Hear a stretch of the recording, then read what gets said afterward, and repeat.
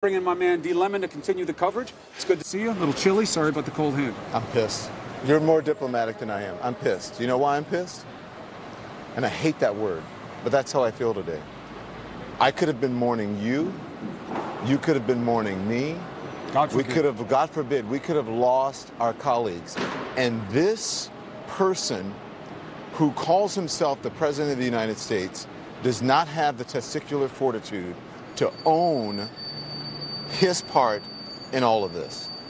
And I'm so sick and tired of people coming on television and equating a First Amendment right of protest to a potential act of terrorism. They are not equivalent, and we shouldn't let them get away with it because it's not the same thing. Fine, someone walks by, we're doing a live shot and they want to yell at us, that's their business. They do it, you keep moving. No harm, no foul. I'm in a restaurant, someone doesn't like me, oh, Don Lemon, you know, whatever. Fake news, you can call me whatever you want. No harm, no foul. But someone delivering a bomb to your place of business that can potentially kill you and your coworkers, that's a horse of another color. And the two should not be equated. And I'm glad that you said that about they're not journalists, because what they're doing is doing the bidding for this president who cannot own his own terrible, awful, damaging rhetoric. He had that opportunity. He blamed the victim tonight. Yep. For him to sit there and blame us, we're the victims here. And only us. It's disgusting. Yeah, and only us. I guess he thought the victim in all this somehow him. But, you know, look, there are a couple of tweaks. One, I'm not so sure that they're doing his bidding. I'm not so sure that he's not doing their bidding. Because he's adopted a lot of things and brought a lot of things out that I had never really heard him talk about before, and it makes me think that he sees opportunity in it, but maybe he's getting played. And the second thing is, he is the President of the United States. He is our president. We only have one. And he had an opportunity tonight to take the high ground. Yeah. And it seems to me that the roar of the thousands is making him deaf to the needs of the millions. And I don't think he'll ever get where he wants to be unless he changes how he is. Anderson was on earlier with James Clapper, and he said, well, are you taking any precautions? We talked about the mail situation.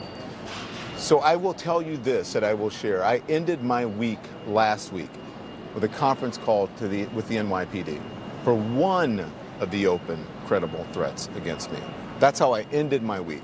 And now, the middle of this week, my first phone call was to CNN Security because the super in my building said, how do we handle your mail today and going forward, Mr. Lemon? So I have to tell everyone who, including the postman, when you get something from me, I need you to be careful. Maybe you shouldn't open it. Maybe we should send it to a scanning facility or a facility where they open it. I have been in this business, Chris, for 27 years. And the only thing that, and I've had credible threats against me for the first time in the past couple of years. I have security now for the first time in 27 years. You know the only difference now versus all the other 25 years or so is Donald Trump and calling people the enemy. And listen, I'm tired of people going, well, maybe you can't. Yes, you can.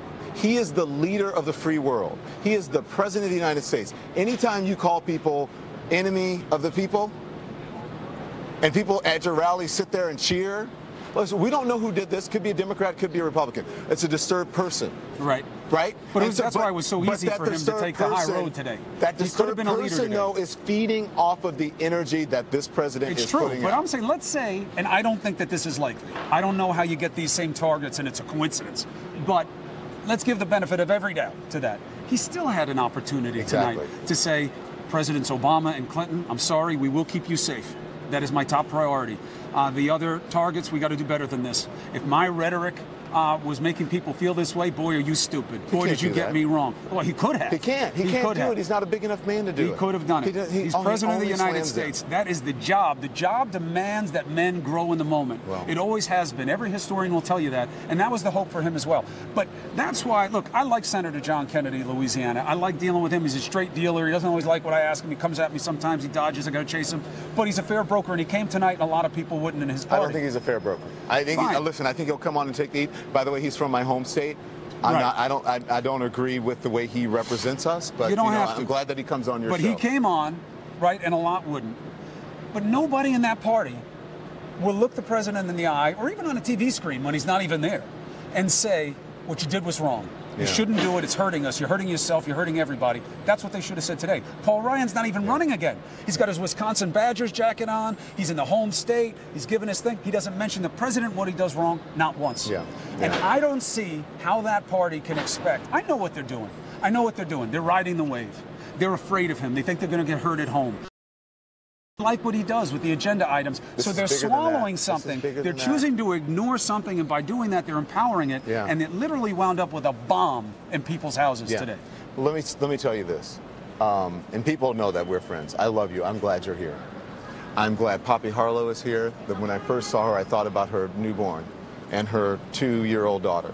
I thought about her husband. I thought about Jim's family, Jim Sciutto's family. I thought about Kate Baldwin's family. I thought about Jeff Zucker's family. I thought about all the people in the makeup room, from Yoko to Mitch to Nancy to everyone. I thought about all the people I work with, to my executive producer, my producer Zach, every single person I've come across in this building that I've built a relationship with and I love. I thought about them, and I could be mourning them. And tonight, when I watched the President of the United States, to add insult to injury, he couldn't even mention us, and then he blamed the victim. It is a disgusting testament for how he leads this country and the words that come out of his mouth. Look, I can't defend it. It was a failure. And, you know, some people will watch this today. Nobody was hurt. I called it a good day, right? Because nobody got hurt, thank God. And they'll say, oh, you guys are over-dramatizing it. Here's what you don't know. Don and I have spent so many years going around looking at the remains of people who've died in explosives like this, in situations like that. I've seen it all over the world. I've seen it with things that were less impressive than this, and I've seen it with more impressive. You never know. The potential is always there if somebody is willing to try to do something. That's why they're chasing so hard to find out who this was. And at best, it was someone who wanted us to know, I can reach out and touch you if I want to. And I can do you ugly if I want to. I don't know how that's not a moment that doesn't just defend. You know, Sarah Sanders responded to Jeff Zucker's statement. Jeff Zucker's the president of CNN. Sarah, sit down. Have a seat. So she's the press secretary. She says the president said that no act of violence like this should be tolerated, and then you call him out instead of calling for unity. How dare you do that?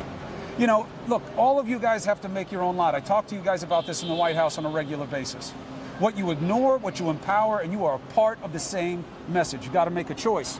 And if you're going to call out Jeff Zucker for what he said, when your president was up at a rally today and he didn't say any of the things he needed to say, when you wrote the words for him, that's on you too. I don't want to take up all your time. No, that's all right. I love talking to you. Again, I'm glad you're here. I'm glad Jeff Zucker's here. I'm glad Jeff said what he said. I'm glad Bob, the security guy's here. I'm glad Jackie's here. I'm glad Brenda's here. I'm so happy that you guys are here because this is life and death. And all the folks who are around here, Kevin, all of you guys, I'm so glad that you're here and alive today because we could have been mourning you guys. Thank God we're not. I think the people at home, and especially the people who are listening and watching at the White House, do your jobs. Do better. And take the grace and take the opportunity to be better. I love you. Thank you, brother. Love you.